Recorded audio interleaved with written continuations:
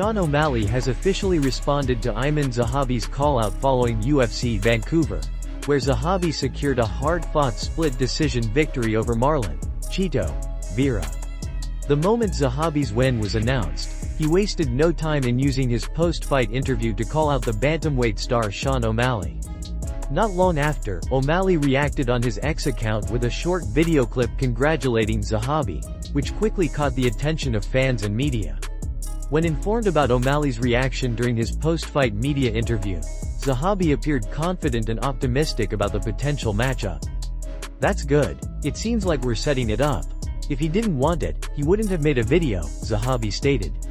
While O'Malley's tone in the clip came off as somewhat dismissive to some viewers, Zahhabi saw it as a positive sign that the fight could materialize. Zahhabi, now on a 7-fight win streak, explained why he chose to call out O'Malley despite the champion's high profile in the division. "I'm confident in any matchup. I'm in the top 10 now. If I'm not willing to fight anybody in the top 10, what am I doing here? I want to fight them all. And O'Malley is number 1, he said. He further elaborated on his reasoning by mentioning the current title picture, suggesting that O'Malley might not be next in line for the belt. "With the way things are going with Merab, he's clearing out the division. Sean O'Malley is a great fighter, but he fought Merab twice, and I don't think he's up next for the title. It could be Umar Nurmagomedov, Mario Bautista, or Petr Yan before him. I don't mean that in a disrespectful way, but I see an opportunity to fight the number 1 contender, and I want to take it." Zahhabi's comments highlight both his ambition and his belief that he belongs among the elite in the bantamweight division. With his current momentum, a fight against a top-ranked opponent like O'Malley would make sense competitively and commercially. However, given Zahhabi's ranking at number 9, it remains uncertain whether O'Malley and his camp would entertain the bout or instead pursue a higher-profile opponent. Still, Zahhabi's challenge has generated plenty of buzz, and fans are already speculating whether this clash between a surging contender and one of the sport's biggest stars could become a reality in the near future. Rainier de Ridder's coach, Harun Özcan, has finally spoken out following de Ridder's tough loss at UFC, where his rise in the middleweight division came to an abrupt end against Brendan Allen. The fight ended after the 4th round when Özcan made the difficult decision to throw in the towel, prioritizing his fighter's health over continuing a losing battle. While some fans questioned the timing of the stoppage, Özcan took full responsibility for his decision, explaining that it was made with de Ridder's well-being in mind. In a heartfelt statement shared on Instagram, Özcan addressed fans and supporters who have stood by the team throughout the year. He began by thanking everyone for their incredible support, acknowledging the emotional and physical toll the year had taken on both the team and the fighter. "Last night didn't go as we wanted," Özcan admitted.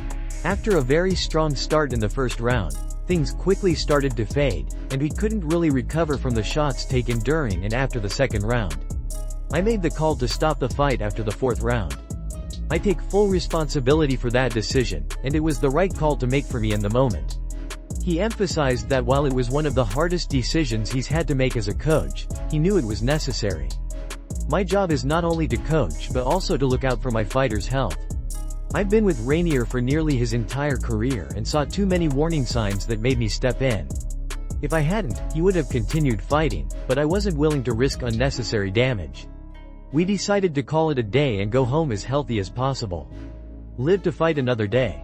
Özcan went on to speak about the fine balance between toughness and safety in combat sports. "There's a thin line between being tough and protecting your health. This sport can be brutal. Fighters sacrifice so much inside and outside of the cage, and there's no need for extra damage if it can be avoided. Most people forget that these athletes are human too." He closed by making it clear there were no excuses for the loss, promising that the team would regroup, recover, and come back stronger. "We're not happy with this performance, but for now, recovery comes first. We'll evaluate everything and return next year. It's been an amazing year overall, and I'm thankful for all the highs and lows. Proud of you, my brother Rainier. We've come a long way. Thank you all for the continued support." Javier Mendez, one of the most respected coaches in mixed martial arts, recently shared his detailed analysis of Ilia Topuria's fighting style and revealed what he considers to be the featherweight champion's biggest weakness. During an interview with No Time, Mendez broke down Topuria's strengths and vulnerabilities, offering rare insight into the skill set of one of the UFC's most dangerous and confident strikers. According to Mendes, Topuria's boxing is easily the best in all of MMA. With Ilia Topuria, you have to stay out of boxing range, 1,000,000%, he emphasized. He's got the best boxing in the business when it comes to MMA. His boxing is so sharp that he even believes he can beat Terence Crawford, and that shows how confident he is in his hands. Mendes acknowledged that Topuria's striking ability is not just about his power but also his timing, precision, and ability to control range, which allows him to dominate opponents who engage him head-on. Mendes noted that fighting Topuria requires a specific and disciplined strategy. If you're going to have any success against him, you have to use your kicks, your angles, your knees. Muay Thai techniques would be an excellent specialty to focus on, he explained. The main task is to keep him away from you. Once you step into his boxing range, it becomes incredibly dangerous. Beyond his elite striking, Mendes pointed out that Topuria is a well-rounded fighter with strong grappling fundamentals. He's got decent wrestling, and from what I've heard from people who've trained with him, he's got solid jiu-jitsu as well, Mendes said. So he's almost the complete package. However, the veteran coach stressed that almost is the key word. While Topuria's boxing and grappling are highly developed, Mendes believes there's still an area that can be exploited. The weakest link in his game would be the kicking area, Mendes revealed. That's where he's not as dangerous. Fighters who can attack his legs and body with consistent kicks might be able to disrupt his rhythm and reduce his ability to close the distance effectively. He added that testing Topuria's grappling would also be an interesting challenge for future opponents. We've yet to see how great his ground game really is. It's not bad by any means, but it hasn't truly been tested against elite-level grapplers. In conclusion, Mendes's assessment portrays Topuria as a nearly complete fighter who poses a serious challenge to anyone in the division. However, as with all champions, even the most dominant have weaknesses, and for Topuria, Mendes believes that weakness lies in his vulnerability to kicks and the need to further prove his grappling at the highest level. The MMA community has recently voiced strong demands for significant rule changes within the UFC, sparking widespread discussion among fighters, analysts, and fans. Many believe the current system is outdated and inconsistent, particularly when it comes to judging, fouls, and fighter safety. Several key issues have been raised, including weight cutting, grounded strikes, scoring methods, and referee accountability. One major proposal is that all fights, regardless of card placement, should be 5 rounds, with rounds 4 and 5 carrying double points to reward endurance and late-round performance. Others suggest abolishing traditional weigh-ins by conducting them during fighter walkouts, which would prevent dangerous weight cuts and encourage competitors to fight closer to their natural weight. Fans have also called for the legalization of knees and kicks to grounded opponents, arguing it would make fights more dynamic and realistic. Examples cited include how fighters like Charles Oliveira or Merab Dvalishvili could effectively use these techniques to their advantage. Another popular demand is the removal of the current 10-point must system. Many feel that scoring each round individually often leads to unfair outcomes, proposing instead that fights be scored as a whole. Alongside that, automatic point deductions for fouls, such as low blows, eye pokes, or fence grabs, are widely supported. The idea is that the first warning should be given in the locker room, with any infractions during the fight resulting in immediate penalties. This would hold fighters accountable and reduce the frequency of illegal actions that can drastically change the outcome of bouts. Some fans have even called for more radical reforms, such as allowing soccer kicks, implementing continuous fighting without rounds for 15 or 25 minutes, and introducing separate scoring for mat returns and takedowns. Additionally, there's growing support for transparency in officiating. The community has proposed that referees and judges be required to explain their decisions to the media after each event, while athletic commissions should release detailed reports analyzing controversial calls, similar to how the NBA reviews and publishes officiating summaries. This would improve accountability and expedite the appeals process for disputed results. Many also believe fighters who miss weight should start their bouts with an automatic point deduction, and that injuries should no longer count as losses on a fighter's record but instead be ruled as no contests. Overall, the MMA community's message is clear. The sport needs modernization, fairness, and consistency. Whether the UFC will act on these widespread calls for reform remains to be seen, but the conversation around change is louder than ever.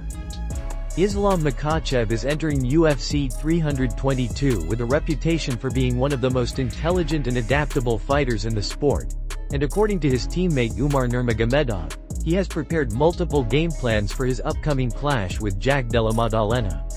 Many fans and analysts initially viewed this fight as a classic striker versus grappler matchup, with Makhachev expected to rely heavily on his world-class wrestling and relentless pressure to neutralize Della Maddalena's elite striking and significant reach advantage. However, Nurmagomedov's recent comments suggest that Makhachev's preparation is far more diverse than most realize. In a conversation with MMA Junkie, Umar Nurmagomedov praised Makhachev's versatility and strategic brilliance, noting that the reigning lightweight champion turned welterweight contender has a plan for every possible scenario. Islam is in amazing shape, Umar said. He's a very smart fighter. He doesn't just have one plan for the fight. He has plan A, B, C, and the whole alphabet.